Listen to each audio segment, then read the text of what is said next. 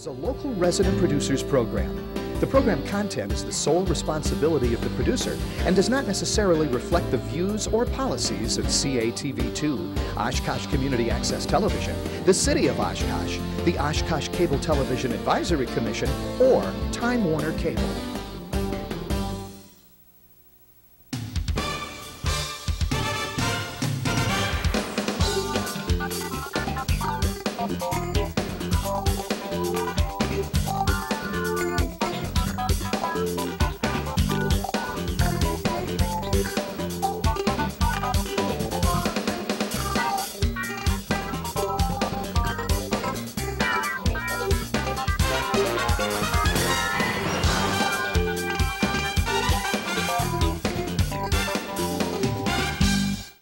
Everyone, welcome to another edition of Eye on Oshkosh. I'm Cheryl Hentz, along with former Oshkosh Mayor and Councilwoman Melanie Bloechl.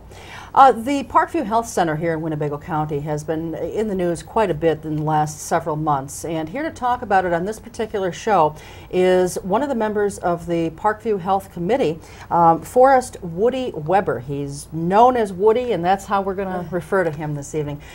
This is Woody's very first term on the county board. He was just elected to the Winnebago County Board in April, but he has been a longtime city councilman and alderman up in the city of Menasha, and we are very pleased to have you here this evening. Thank you very much for being here. And I'm pleased you asked me to be here. Well, you know, we certainly want to get into the Parkview thing, but because you're an alderman in the city of Menasha and folks here in the Oshkosh area don't necessarily know you, why don't you just take a moment and just kind of tell folks a little bit about yourself, what your background is, that kind of thing. Okay, well, I'm not a born and raised Wisconsinite. My family and I moved up here in 1969 when I took a job with the Appleton Public School System. And in 1999, I retired after 36 years of working as an educator. I have two children who are grown. One is a minister in Minneapolis. Oh, wow. And the other works in the health field. She's the benefits specialist up in Oconto County. And then I have three grandchildren. One just went into the service and started basic training Ben. And I've got a granddaughter in the middle, and she's kind of glad that the last one is another boy, and I've got a little guy by the name of Ethan in Minneapolis. Oh, great. And I started out in the Menasha Council in 1978, and I've been an alderman and going in my 23rd year, not consecutively, however. And the last 3 years I've been council president. Well, you've certainly got a lot of political history behind you. How are you feeling about serving on the county board right now? It's a little bit different animal than city government. It's taking me some time to get used to it. I'm going to be honest with you. Menasha's council, when I first came on the council, 12 people, and then it was reduced to 10, and now it's 8. So you have more input, more influence. You're one of 38 when you get on the county, and you find that it's a little different. You're dealing basically with zoning issues, and you're also dealing with capital projects, and a lot of work is done in committee. And in Menasha, all the council members are members of the major committees. So you've got more hands-on, you're more knowledgeable what's going on in your city, and it's going to take a little bit of time. And luckily, I was placed on a committee that I asked for in Parkview. That was one. I think I put down 4 committees, and Parkview was one. And I'm also on the scholarship committee, and it's interesting. And then the county exec placed me on the advocate board also. So. Why did you want the Parkview board? That was my very same question Cheryl and I are doing again. We have this thing that we Mental do. telepathy. Yes. Well, the Parkview board, I've had friends that have worked at Parkview. I have friends from our church in the community who have loved ones at Parkview. My parents are of the age where they could use a facility like Parkview. They live down in Illinois. My mother is presently just has been placed in a nursing home. So, and then I knew, you know, as a result of that, it was something I had an interest in, and I feel that I've worked with the young people as an educator, but I think sometimes we forget the people at the other end, and that's going to be, I think, the major issue for, I think, this county board. as to what do we provide for our elderly. Sorry, you're probably going to do it again. Well, one of the things, and I think you really hit the nail directly on the head, Woody, when you said that we do have a tendency to forget the other end of the spectrum. I don't think any of us likes the idea about getting older. You know, there's not that, it's not very sexy. You know, it's you know, there's not a whole lot of emphasis put. However, I think we're going to have to change our tune about that, because we're seeing the baby boomers getting older, and that is a huge population of people that at some point, at some juncture, are going to need county services, be it, you know, Parkview, be it Pleasant Acres. They are going to need those kinds of services. So when I'm reading in the Northwestern that they have the suggestion that maybe it would be better served that Parkview just be closed down and all of the services that are presently being provided are privatized. Do you have feelings on that? Well, you know, we had a workshop in which this entire document was shared with us. And in the document on page 20, they do talk about closing down. And that was one of the things we voted on Tuesday night. Closing down, there's still a cost to the community and to the county. And they said conservatively the cost is about $9,600,000 and some thousand, almost $9,700,000. And that's without any of the other benefits that we would have to pay out. If you close down, you're going to have cost of unemployment compensation for people who've been laid off or just are out of a job now. You'd have the vacation payouts. You'd have some other payouts that are in those employee contracts. Sure. So you're looking at probably closer to $10 million when you start factoring all those things in. And we don't have a choice. We're state mandated. When I wrote my green newsletter, yes, there were 116 people who were mandated to be in our facility. A week later, when I got my newsletter back from the printer, there were 119. 3 more had been added. So there is a place for Parkview. The other thing that you noticed before we started was the fact that prisoners, if there's a prisoner who needs care, quite often they are sent to Parkview. The hospitals really aren't anxious to take those people. So they end up at our facility when there's beds, and they end up there with a police officer. And that's probably one of the distractions for the hospital, because you've got a police officer there 24 hours a day with that patient. Well, let's back up for just a moment, because I know that a lot of our viewers don't necessarily get the Oshkosh Northwestern, and so for their benefit, we should probably let the audience just know that we are taping this on June 17th, and just 2 days ago, 2 evenings ago, the county board, majority of the supervisors did vote to keep Parkview open. And now, and as Melanie had said, much to the chagrin, I'm sure, of the Oshkosh Northwestern, because they had been proponents of closing it. So you all voted to keep it open. What was the vote on that, by the way? There wasn't a no vote. Everyone who was present voted to keep it open, and the resolution stated that we'd keep it open and it would be run by the county. That was the essence of that resolution. And I think that was important because we had to get that issue off the table. That was one of 6 options we had.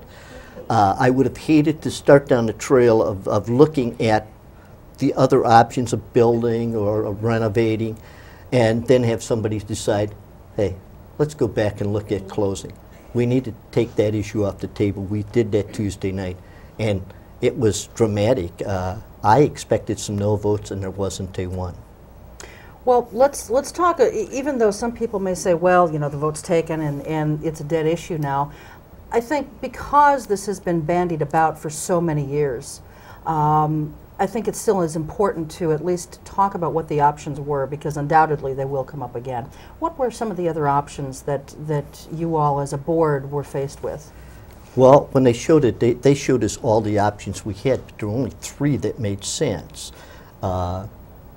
And it's going to be how people look at things. And when I look at them, there's only 2 that really make sense. One would be building new, and the other would be renovating and renovating Pleasant Acres. And I have some fears about that, and my fears about renovating the facility go back to what happened in Menasha when we renovated our city hall, which is about the same age as Pleasant Acres. It was built in the 60s. And we ended up with over 25 change orders. And we went over what we expected to spend because we kept finding things that we didn't anticipate. And once you find them, you can't ignore them because many of them are tied to state statute and state law for what you need to do. And that's my fear of what would happen if we renovate Pleasant Acres. There's about, from the numbers I was given, there's about a $3 million difference between building new and renovating. In the early stages, when the debt's there, it's going to cost you a little more to build new. But once the debt is paid off, the other efficiencies of a new building, they're figuring will save taxpayers about $8 a year on their taxes. So you got to look at both sides of it. It'll be interesting to see how everybody wants to deal with this. I would hope that we would debate it and we'd move forward while the interest rates are still pretty nice. My fear is that they're going to start going up, and then you lose some of the advantage of what these costs are. This has been talked about for about 20 years. Yes, and I mentioned that. And you have, I have to tell you, first of all, this newsletter that you put out for your district, just having a very short time to kind of skim through it is very, very informative. Your people in your district are very fortunate to have a representative that spends this much time going through issues to inform them and educate them, and then also letting them know where you kind of stand on things. I think that is really, and you actually hand deliver each one of these, don't you? Well, at times I have people help me, but I do get around to every portion of the district at least once during the year, if not twice. And I think that's important too. So my Aldermanic district and my supervisory district overlap, which is was part of it. However, the upper part of the district, Sue Wisniewski, does the delivering, so I don't get there. But if there's problems there, she lets me know. Plus, the people know who I am because I sign it. I let them know where I live and what my telephone number is. Well, and the reason that I think that this is so important is because you took a great deal of time to go through and enumerate the issues that were associated with Parkview Health Center. And you gave statistics, you gave the different options, you gave how there would be potential savings. These are the kinds of things that we look for our news media to do. You know what I'm saying? Like the Oshkosh Northwestern could learn a thing or two by writing an editorial. I mean, it's been very succinct, but very informative. I've learned more, and I've lived in Oshkosh my entire life, so in 20 years that this has been discussed, I haven't seen this much information. But one of the things that I wanted to talk to you about, people that work in healthcare understand Parkview and they understand Pleasant Acres. But the people who aren't in healthcare and haven't had exposure to long-term care facilities like Parkview or Pleasant Acres don't know what the difference is. What does Parkview do? What does Pleasant Acres do? And what's the pavilion? I mean, there's so many different names there's a out there. lot of different components to this healthcare facility. Well, one of the facilities got some lockdown units, and I think that's where some of our Alzheimer's patients are. They have some of those kinds of units, and the other, Pleasant Acres, is more of long-term care. Aging care. Aging care, more so than the pavilion. And that's one of the differences in what kind of services are needed for them. Now, the interesting thing about these two facilities that I didn't know before I was part of the board, we have to have 2 certifications because we have 2 separate buildings. I didn't know that, but they had one. They have to have 2 certifications, 2 separate buildings. We have to have extra staff simply to get meals from one, because the meals are made in one facility and taken over to the other facility, and you used to go through a tunnel. Sure. I wouldn't go through that tunnel to save my life. That tunnel is a scary place, and part of my tour was to go through there, that old tunnel that connected the two. So they have people picking up the food and then taking it over to Pleasant Acres. When they're finished, they got to pick those plates up, bring them back to the pavilion to be cleaned. So when you start looking at things that they're doing, there's just some inefficiencies that we have. And those would be the things that if you rebuilt, those efficiencies would be taken care of with a new building. You bet. And one of the reasons that I bring up the differences in the facilities, Parkview versus Pleasant Acres versus the pavilion, you talked about Winnebago County inmates and police officers needing to escort these people or stay with them while they're rehabilitating for whatever need. As an individual who may have an aging parent that may need to use these facilities, I think one of the first concerns when I hear that is, am I going to have an inmate next to my mom with a police officer there, and you're going to scare the living bejesus out of my poor mother who's already not feeling so great? That's why these buildings are separated. Is that not correct? Because of the services? In part, yes. And I can't tell you which building they would place that person in. Part of it would be something that's available. However, that is something that we do because I can understand the hospitals. They really don't want a police officer standing in the hallway as patients go by. So I think what has happened is we become the place of last resort again. And I didn't know that until I was on this board too. I've learned an awful lot about Parkview in a very short period of time. So now that the board has unanimously voted to keep it open, what's the next step? Where will you all go from here, either as a Parkview committee or as a county board, or both? Well, it's in the committee's lap again, and the committee needs to come forward with something. Hopefully we won't have any foot dragging on this. The committee is going to have to make some kind of recommendation, and as I look at the committee right now, I think it's split.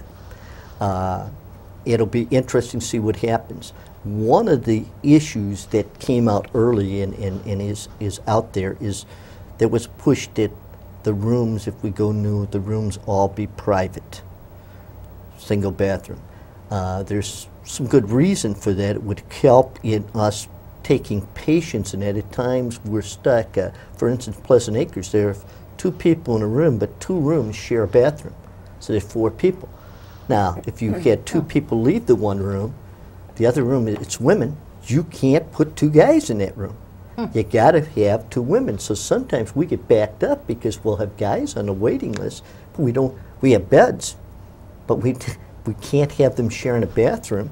Oh, come on. Where's your sense of... Well, that's just... That's the law. I know. And there's a problem we run into in part.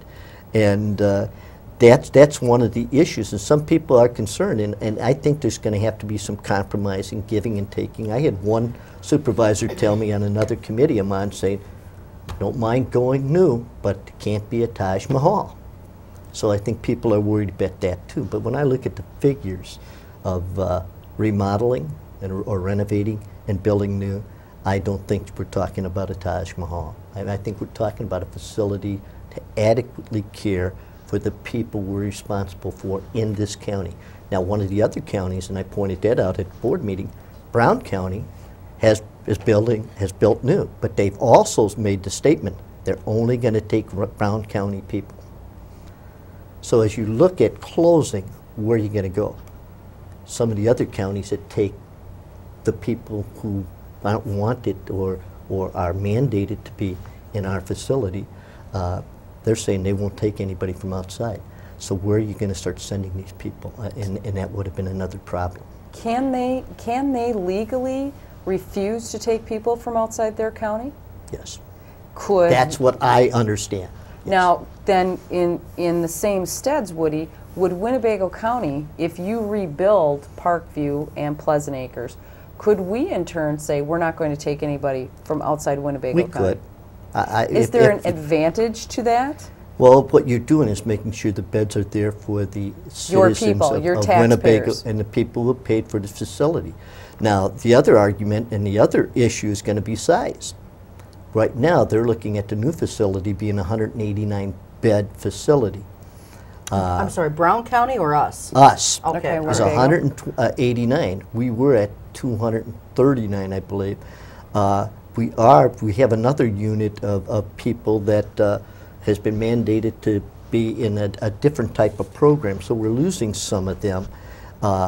There were, I think, I can't remember the number of people, but they're going to be moved out. There's 2 of them that will stay because they needed the services that we provide at Parkview, so they wouldn't be able to go out in the community. They wouldn't be able to fend for themselves or adapt to the program because they've been there so many years, so they have to stay. So we have 2 that would have to stay.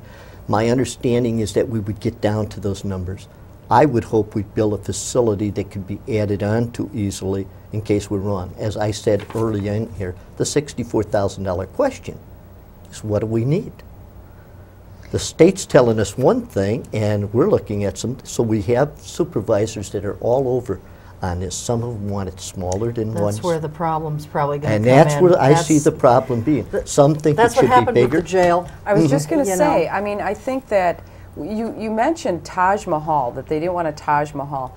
Do you think a lot of that frustration and concern comes from the Taj Mahal that we now have called Winnebago County Jail?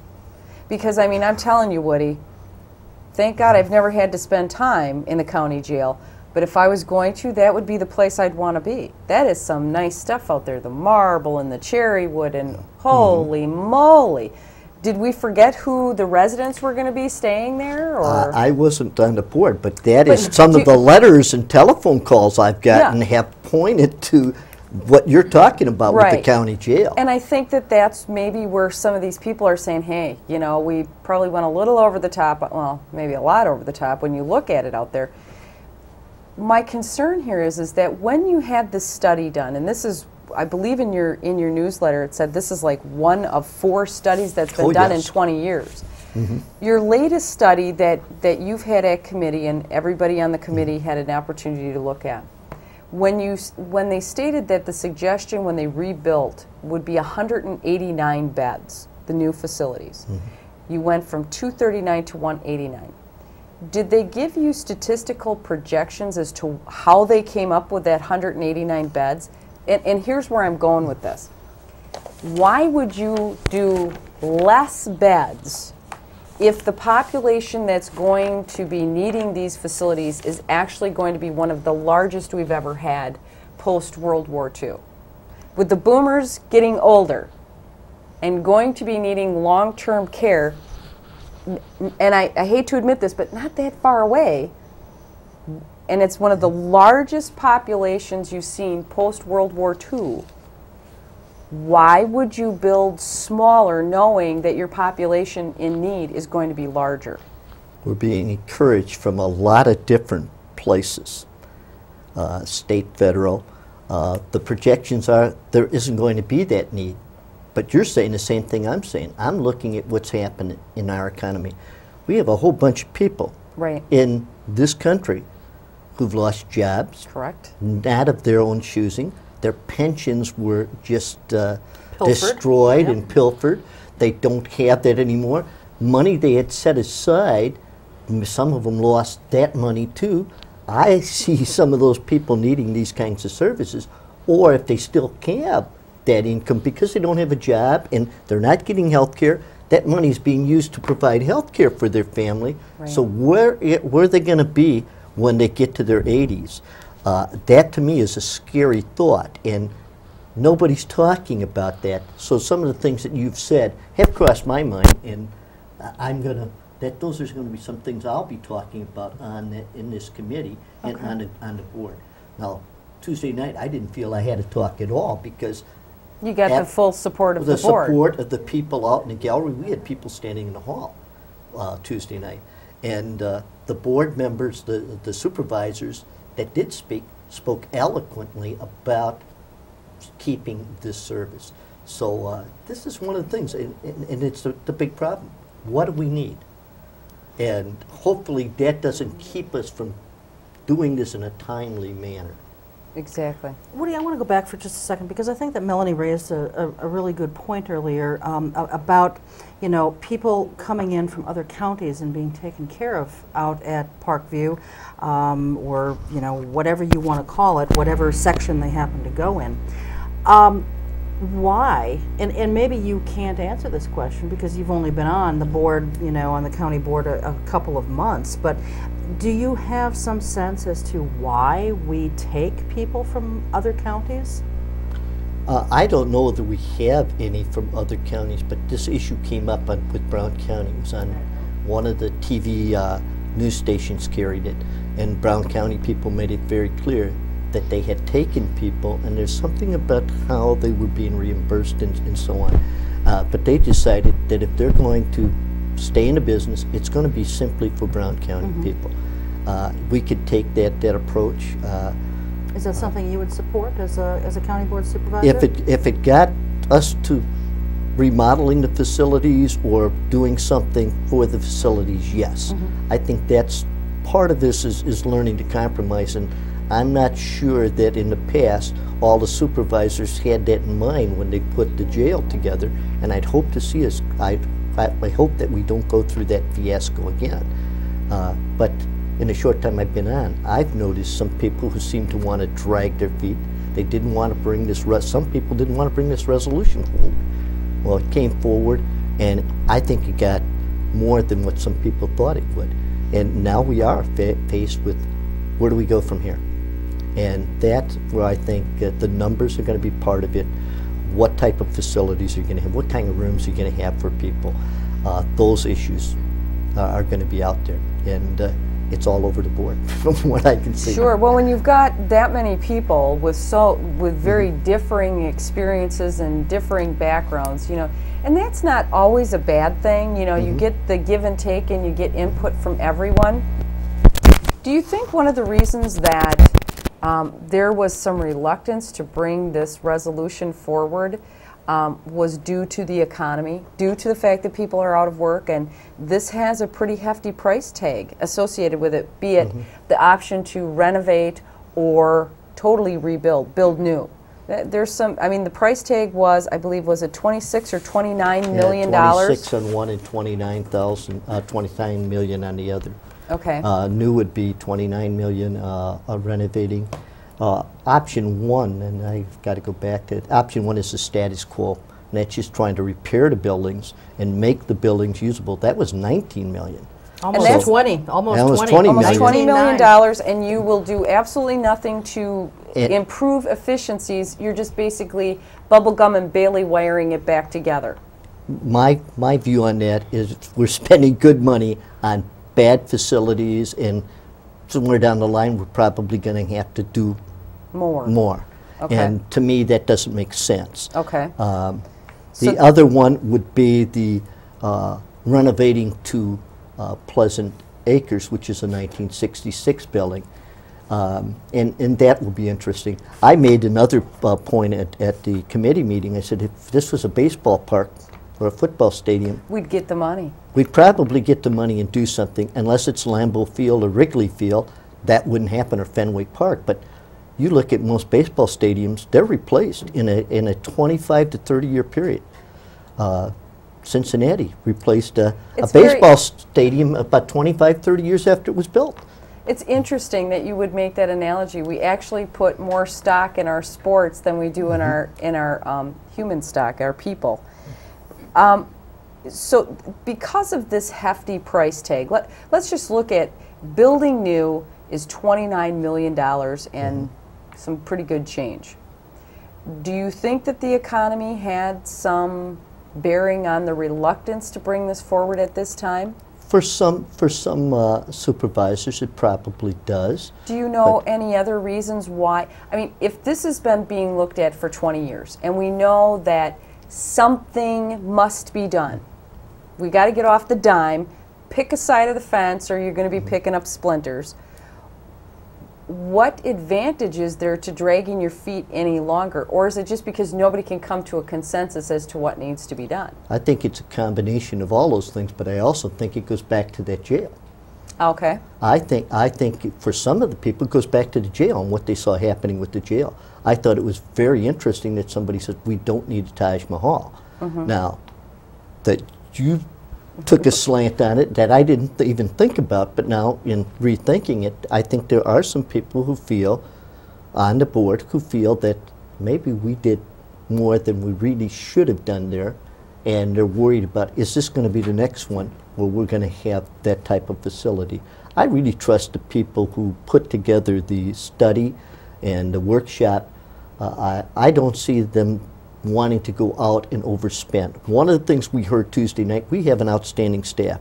A staff that's working in 2 facilities that have some critical problems. They don't meet, neither building really meets the ADA standards, Americans with Disabilities Act. Correct.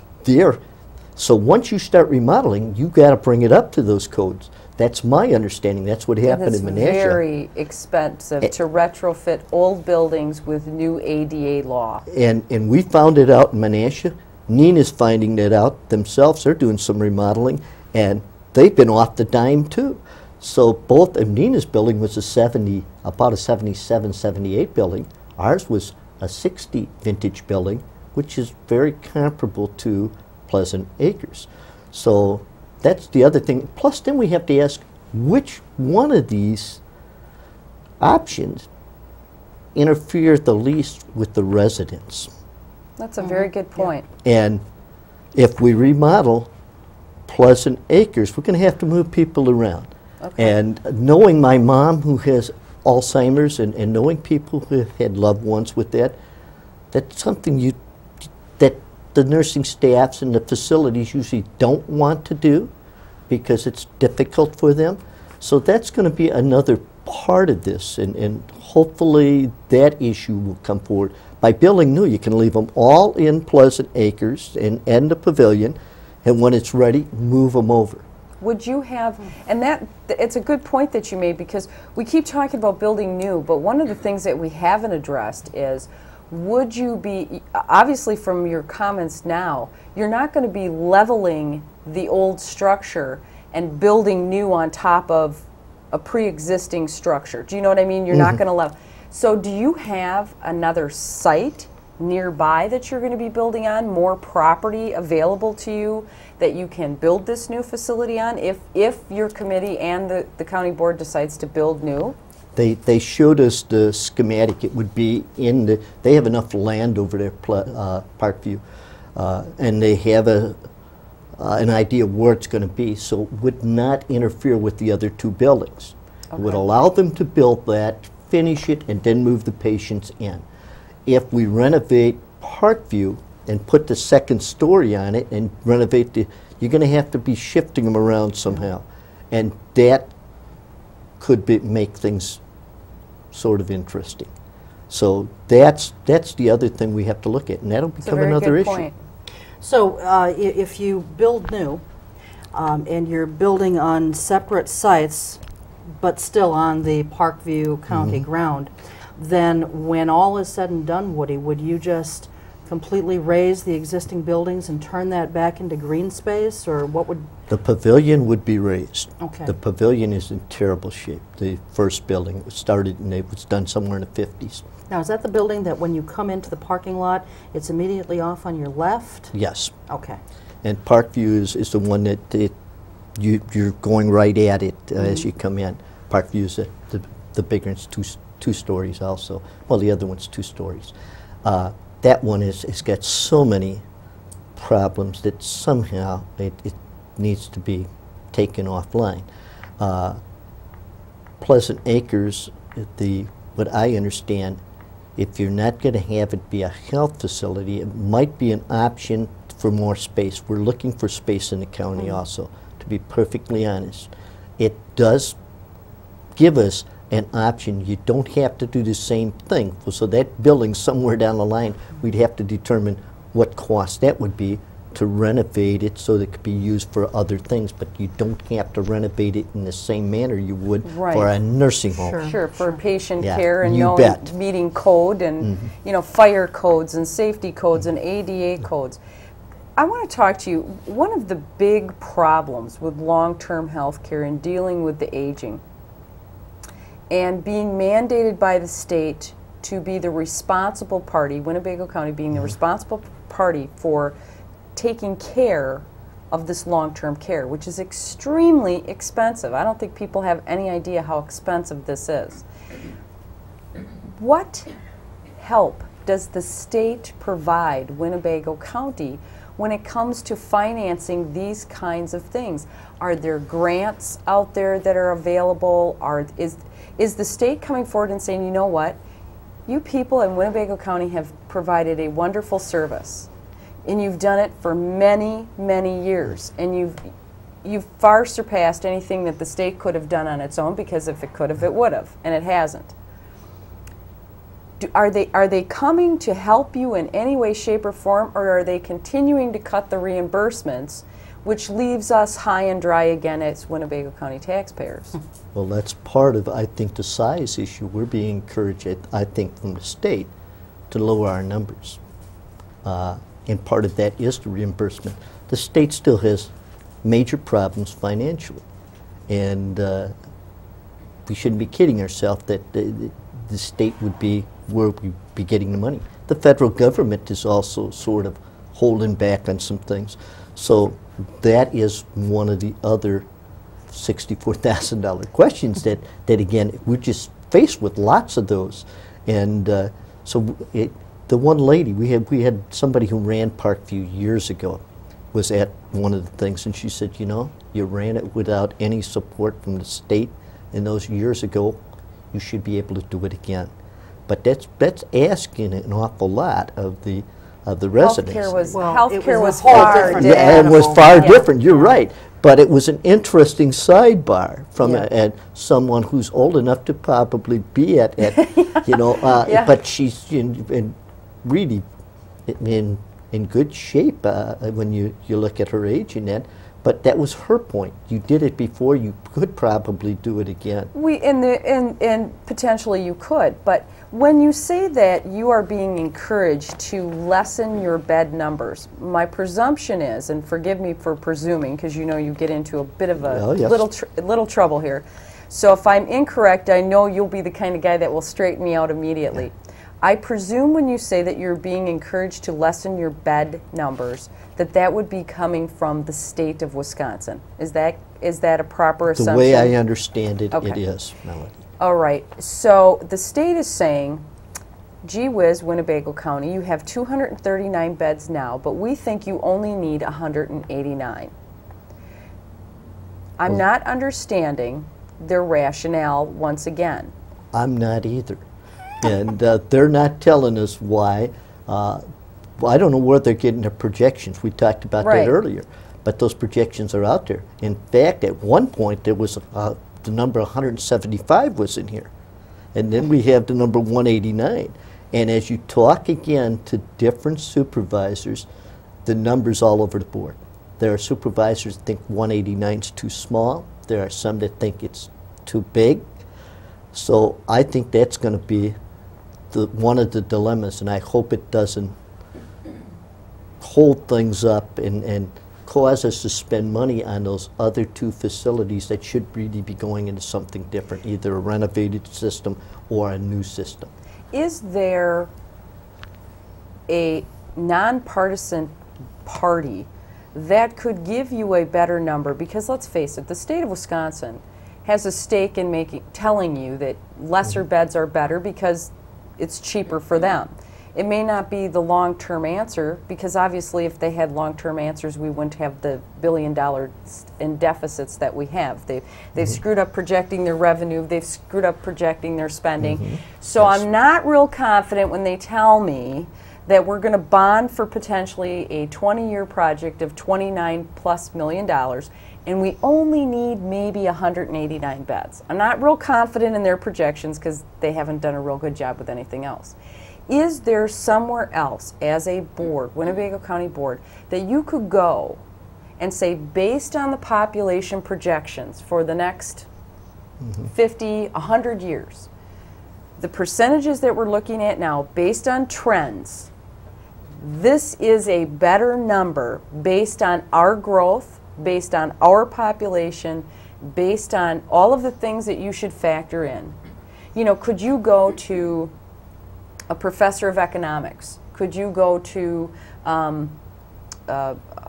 the people that study the aging, and for whatever reason that word just slipped right out of my gerontology, I believe it is, where it's the study of the aging, and they can statistically put this all together. So you're looking at me, and I'm at a loss for the word too. And I should, you know, you should never do stuff like that. You have it in your head and it's just gone.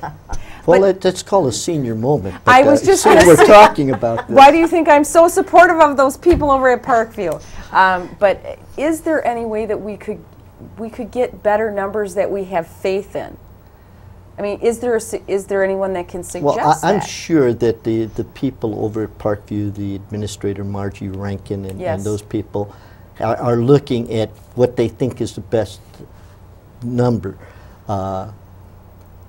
And I think that's still debatable. We did hire a consultant, and they sort of went along with the 189 number, and I think that's to get it done. When I look at what they want to do, it makes some sense, because if you're going to build this thing, you ought to build it in such a way that if we need to add on to things, we can do that. Hopefully, we picked the right number. Okay. But again, there's so much going on. Sure. And it seems everyone wants to back off of what's needed in healthcare right now without looking, and we're not getting a lot of help from a lot of places. And it's a real problem, and I don't see this thing costing us any less. And I think in times, unless somebody does something, comes up with some solutions to slow down what's happening in the healthcare area, we could have ourselves some real problems. So I'm hoping that that doesn't happen, and that we get some people at both the federal level and the state level that understand they've got an aging population. And then we got some people in that population that aren't going to be able to be served in the private sector. Right. And one of the things that came up, we got excellent nursing homes or facilities in our county. And somebody made the quantum leap of saying we've got those because Parkview exists, and I happen to agree with them. Absolutely. Well, Woody, let me ask you this. Of the 239 beds that Parkview has right now, Parkview, Pleasant Acres, it still is very confusing because there are all these different entities, but it all falls under the umbrella of Parkview. So of the 239 beds that are out there right now, do you know offhand how many are filled as opposed to how many are vacant? Well, the number's been fluctuating because of the way things go. Margie Rankin indicated that if this is the number, we can be at that number through the way we bring people in, because we are bringing some people in that are short-term type things, and they go back home, especially at Pleasant Acres. So there's some ins and outs that we have, and there are times when we're real close to 239, and there's times when we're down around 220. Okay. So that would be factored in as we go about. And I said the one unit is being closed, and most of them, so really out of the 239, we'd really only have 220. That's the base number we're looking at, because some of those are going to be in home-based type of things that is being promoted by the state. See, from my perspective, I've not served in city government as you have for the number of years that you have, but it just seems to me that this is not that complicated. If you're at 239 now, and you do away with a certain section, and 220 seems to be kind of the norm for having a full number of beds, I can't imagine going down 30 or 40 less than that. Even if you've got short-term people, like we've all been saying here, you've got an aging population that's huge, and sure, a lot of them may have alternative means of care, but it's a matter of percentages. The greater number of people that you have, the greater number of people that you're going to have who are going to need something like this. It doesn't seem that complicated to me. Maybe we should go to Woody's board meeting with him and see if we can't beat this into their head so we can get you to get something done. Well, you know, part of the thing is that they also are assuming that there are more people out there that have long-term health insurance. I had somebody indicate that my parents should, you know, my parents said, well, they grew up and they went through an age where that wasn't available to them at that time. It wasn't something you could get to your workplace or anything. It wasn't even out there. It wasn't thought of. And there is see, a lot of what we're dealing with are assumptions. And are the assumptions right? The two of you are questioning them. I've been questioning them too. But the thing is, I would be willing to compromise if it gets something up and going and gives the people that are providing the service the type of facilities they should be working in. They're doing a fantastic job at that center with facilities that really were put together at a different point in time, a different era. And one of the other things we find when they try to put people, do a two-person lift for somebody who has to go to the bathroom, some of those people are larger too, larger than what that old 1966 you know, setting was. And you look at them trying to get that equipment in, it's amazing that we don't have some other problems. You're lucky that your workers' compensation isn't a bigger problem out there. And it could be. And I think the people just do a great deal of fantastic work, because we get nothing but wonderful, wonderful accolades about our staff. And when I was over there, I went over for about a 2.5-hour visit. Then I went on the county one again and I was there for about another hour or so. And every time I was there was a patient said, please don't close this place down. Real quickly, because I know we're getting close and I know Cheryl wants to wrap up a few things. Because this has been studied so incredibly long, have we come to a critical juncture according to the state or safety regulations or any of the regulatory agencies that say, listen, you are going to have to make a decision one way or the other, be it renovation, be it closing, be it building new, and you have X amount of time frame to do that. Has there been any timeline demanded of the county that this decision must be made?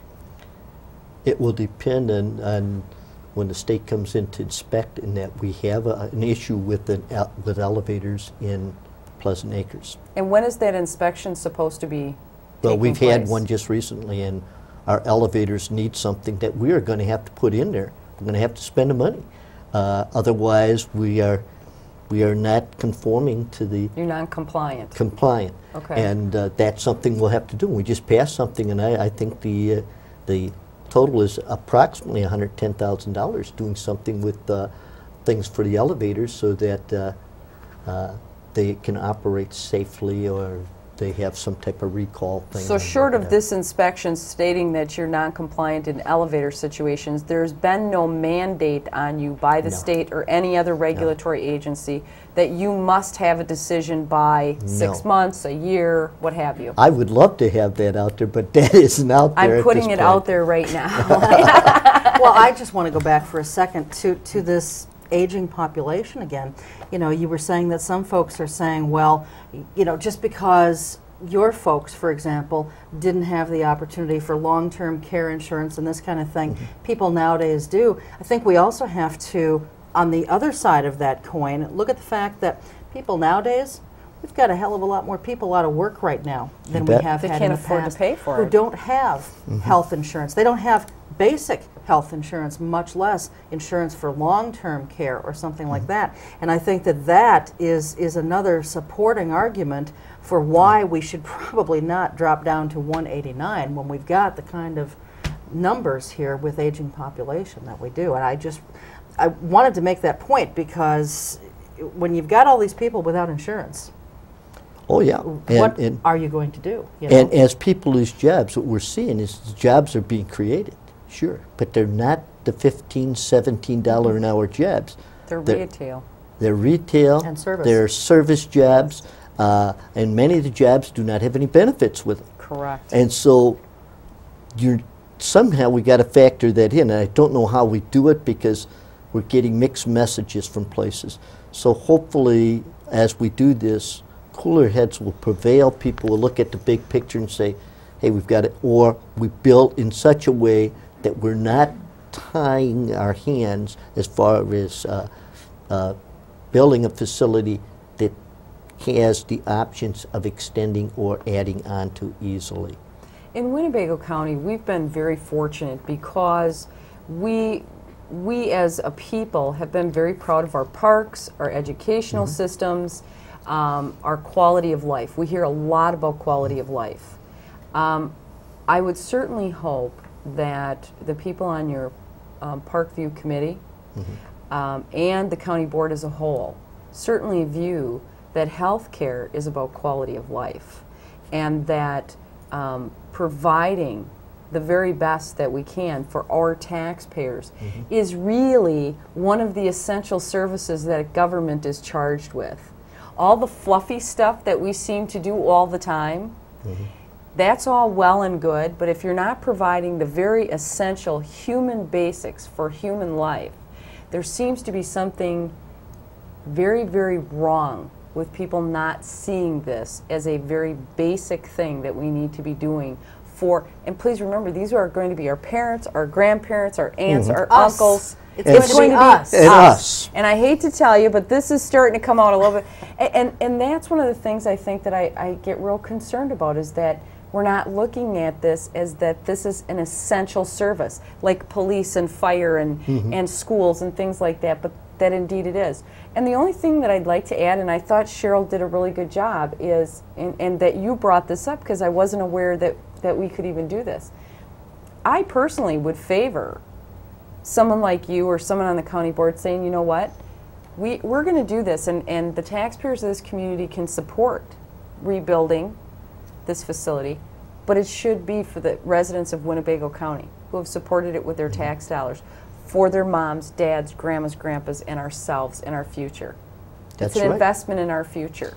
Well, the people that use the facility are people that have paid taxes over time to this county. And it's no fault of theirs that some of them are in a situation where the private nursing homes feel that they cannot accommodate them, they need different kinds of services.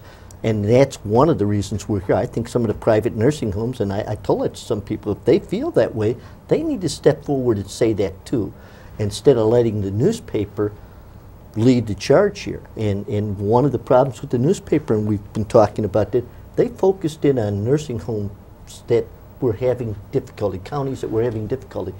Calumet County is in the black with their nursing home. Outagamie County has done well. We had looked at possibly trying to do nursing homes together, consolidate. We need some help from the folks in Madison. I don't think they understand the rules that we play by. They do things that make it difficult. So we do need to do something. Outagamie made that move, Brown County made the move, Calumet made the move, and they're satisfied with what happened with their facilities.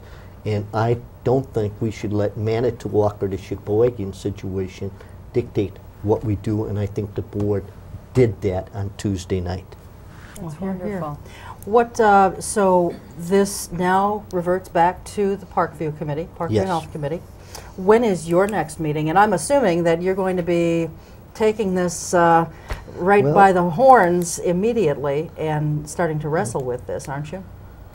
Well, I did some things as being, you know, the new kid on the block that I don't think some people expected, but that's part of my character anyways, and if I feel strongly about something, I become very passionate, and that's what happened that day. We meet the first Wednesday of each month, so it would be, let's see, 6th or 7th we meet, so of July. So that's our next meeting. So I would hope that at that meeting, we have some things that move forward. In fact, the last meeting, we were supposed to have a resolution in front of us to consider. Got to the meeting, there was no resolution. Wasn't one in my packet, and there wasn't one on the table. A resolution to do what? We had indicated we wanted to see a resolution from corporate counsel dealing with keeping the facility open and managed by Winnebago County. There was nothing in front of us. and I chastised the chair for not having that done. I believe that when you do that, if that's what you're directed to do, you're the chair, I think you ought to do it. Yeah. Who's the chair? Is it Tom Widener? No, not anymore. Steve Arney. Oh, okay. Steve Arney. Steve Arney. And Tom Wagner right now, and hopefully he's going to be well. He had a stroke just before Tom we did. Widener did? Yes, and I think he may still be in the hospital. I think he's doing some therapy type things, and I hope he's back soon because he's needed on that board. Well, we certainly wish Tom well. Tom's been on this show before. Last he's time very was passionate probably about about 9 this. months ago, I think. Yes. Yeah. And he's very passionate about this issue too, and I really need some of his help because he's been on the board for a while. Okay. All right. Well, Woody, thank you very much for being here. It's been enlightening, and you know, we need more people like you, not just on this Parkview committee, but on the county board. You know, and keep up the good work with the newsletter. I know this is something you've done in your district. I've been doing it since I've been in Menasha forever. I've been doing this since 1978, 23 years. I've always handed out some kind of a newsletter. Yeah, and I thank the two of you for inviting me. This is very nice. This is the first time we had a chance to meet one another. It's been a real pleasure. It's been a pleasure on my part too, and I hope that sometime we can get together again. Absolutely. You'll have to update us on what's going on. More than willing to do that. Well, thank you again, and we'll definitely have you back. We just want to take a moment here and give you a couple of updates on some things. We've been having some problems with our website, after an awful lot of Mickey Mousing around, we do have the website moved to what we hope will be a reliable host. So we can stay up and running. By the time this show airs, we should have things pretty much switched over and starting to get it rebuilt, but we've just had a heck of a time. So we apologize for that, but we're getting that taken care of. The other thing is, by the time this show airs, we will be circulating some petitions for a change of government. If you are interested in changing this local form of government in the city of Oshkosh and getting away from the status quo that we've been having, please contact us. And you can do that by phone or by mail or by email, and let us know, and we'll be happy to get a petition to you to sign. Because, folks, we've got to do something in this community, or we're going to be broke if our city council continues spending on things that, in most people's opinion, are unnecessary. So let us know, all right? Thank you very much. Again, Woody, thank you for being here. Thanks to you all for joining us. It's a pleasure, as always, to have you with us. And we will see you again soon. Until then, take care and keep your eye on us. We've got our eye on Oshkosh.